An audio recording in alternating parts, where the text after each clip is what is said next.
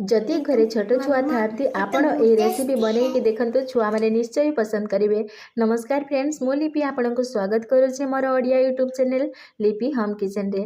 चलतु आज आम बनैबा गाजर सिमिया आउ क्षीर मिसेकी मिठा रेसिपी माने आपको आम मिठारे बनैबा जहाँकि छोट छुआटू धरिकी बड़ समस्त को बहुत पसंद लगी थाए। सो देखो फ्रेंड्स, एठे मु नहीं जाइए क्षीर क्षीर एठे 100 ରୁ 150 ml नहीं जाइए। आपड़ चाहिए एथरे कौन करेंगे ना अमूल पाउडर मिसेकी करें।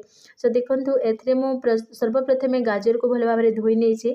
गाजर को धोईकी आम टे कुरी नेबा भल भाव ये छांच मध्यम जमती एमती गाजर टिके लंबा लंबा रहा जहाँकि खाइबा लगी बढ़िया लगी थाए।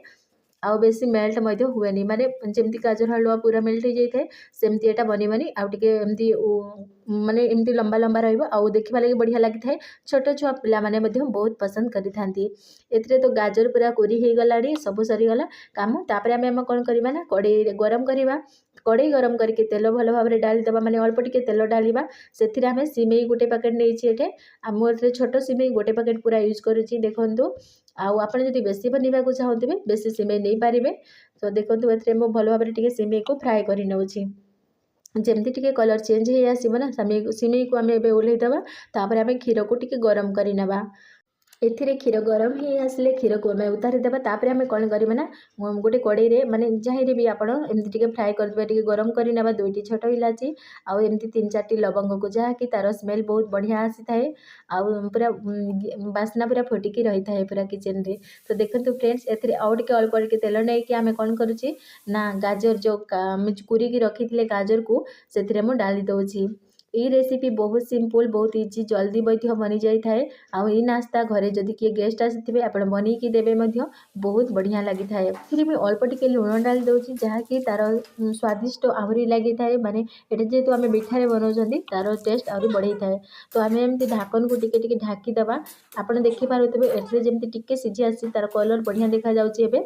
तो अल्प टिके जेमती पूरा टिके गाजर बेस टाइम एमती भी सिझी न थाए अल्प टिके सिझी आसला परे आमे कोन करबा ना जे सिमेई को एठी फ्राई करके रखी जमती तो सेटा को आमे मिक्स कर देबा। एमती भल भाव पातिया माध्यम टिके चलई नेबा सब साइड रे। तापरे मु जो गरम करके रखी क्षीर को सेथिरे डाली देबा। क्षीर को सब साइड रे एमती टिके डाली देबा। तापरे हम कोन करबा ना सेथिरे माने जोथिरे क्षीर गरम करिछि सेथिरे हम अल्प टिके पानी सेथिरे यूज करूछि। आ पानी मध्य आपण गरम पानी नेबे ठंडा पानी जमा भी देबेनी। तापरे एथे मु डाली दउछि अल्प टिके पानी मिसेई के एमती गरम पानी टिके मिसेई के सब साइड रे एमती टिके चलई देबे। आपण देखि पारुथिबे केते सुंदर लागुछि। आउ एथे सिमेई आउ गाजर रो खीरी पूरा बनि जिवो बढ़िया लागिवो। तो एथे आमे कोन करिबा ना एथे आमे चीनी पकेई देबा।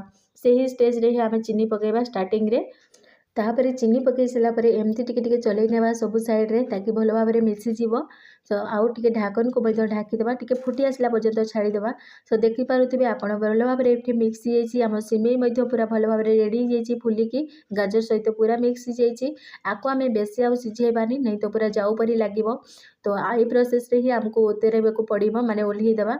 बेसी एथरे पानी रहिबनी कि बेसी सुखेइबेनी। तो देखंतु फ्रेंड्स केते सुंदर लागुछि।